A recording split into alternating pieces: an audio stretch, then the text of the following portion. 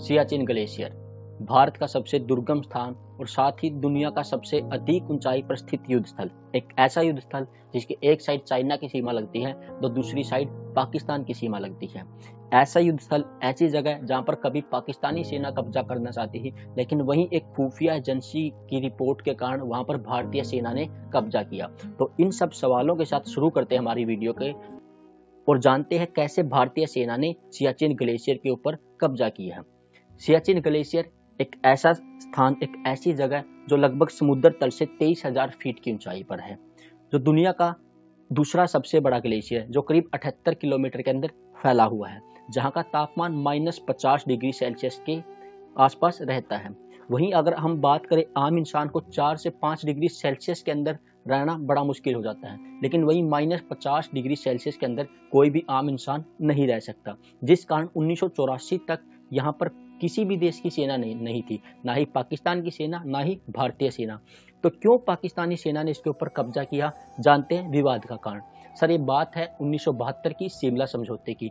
शिमला समझौते के अंदर सियाचिन इलाके को बेजान और बंजर करार दिया गया, जिस कारण वहां पर कोई सीमा निर्धारित नहीं की गई। लेकिन 1984 आते आते भारतीय खुफिया एजेंसी को एक रिपोर्ट लगती है कि पाकिस्तानी सेना यूरोप की किसी कंपनी से एक विशेष प्रकार के गर्म सूट बना रही है। वो गर्म सूट बनवाने का कारण क्या था?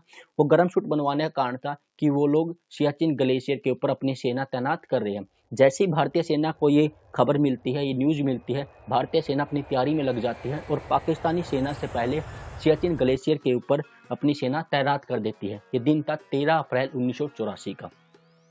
13 अप्रैल 1984 को भारतीय सेना अपनी सेना तैनात कर देती है सियाचिन ग्लेशियर के ऊपर। अब पाकिस्तानी सेना को नहीं पता था कि सियाचिन ग्लेशियर पर पहले ही भारत अपना कब्जा कर चुका है, जिस कारण वो 25 अप्रैल 1984 को जैसे ही अपने मुल्क से सियाचिन ग्लेशियर की तरफ बढ़ते हैं बिना तैयारी के, तो मौसम की खराबी के कारण और ऊपर से भारतीय सेना ने जो रुकावट पैदा की, उसी कारण वो वापस लौट गए। 3 साल तक संघर्ष चलता गया, लेकिन आखिरकार 25 जून 1987 को सियाचिन ग्लेशियर के ऊपर तो पाकिस्तानी सेना नहीं पहुंच पाई, लेकिन 25 जून को उन्होंने सियाचिन ग्लेशियर के नीचे वाले हिस्से पर अपना कैंप लगा दिया, अपना टेंट लगा दिया, क्योंकि जो 25 जून के दिन भारतीय सेना के पास गोला बारूद की कमी होने के कारण वो सियाचिन के नीचे हिस्से तक पहुंच पाई, ऊपर तक नहीं पहुंच पाई, क्योंकि भारतीय सेना आगे तैनात थी, जिस कारण आज सियाचिन ग्लेशियर के ऊपर भारतीय सेना का अधिकार है।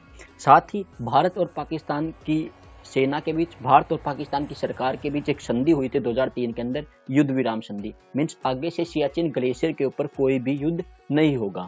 लेकिन फिर भी हमें कहीं ना कहीं न्यूज सुनने को मिलती है कि सियाचिन ग्लेशियर के अंदर इतने सैनिक शहीद हो गए। इसका सबसे बड़ा कारण क्या है? सर, इसका जो सबसे बड़ा कारण है वहाँ की ठंड। एक रिपोर्ट की माने, जितने लोग आज तक सियाचिन ग्लेशियर में युद्ध के अंदर नहीं मरे, उससे ज्यादा लोग करीब ठंड से मर चुके हैं। क्योंकि ऐसा बताया जाता है कि सियाचिन ग्लेशियर का जो टेम्परेचर है वो -50 डिग्री सेल्सियस है। अगर हमारा शरीर का कोई भी अंग थोड़ी देर के लिए भी बाहर रह जाता है तो वो अंग सड़ जाता है, गल जाता है।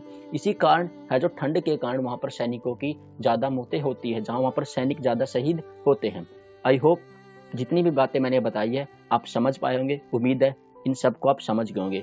वीडियो कैसी लगी नीचे कमेंट सेक्शन में कमेंट करिएगा और ऐसी वीडियो के लिए चैनल को सब्सक्राइब कर लीजिए, वीडियो को लाइक कर लीजिए। मिलते हैं अगली वीडियो में।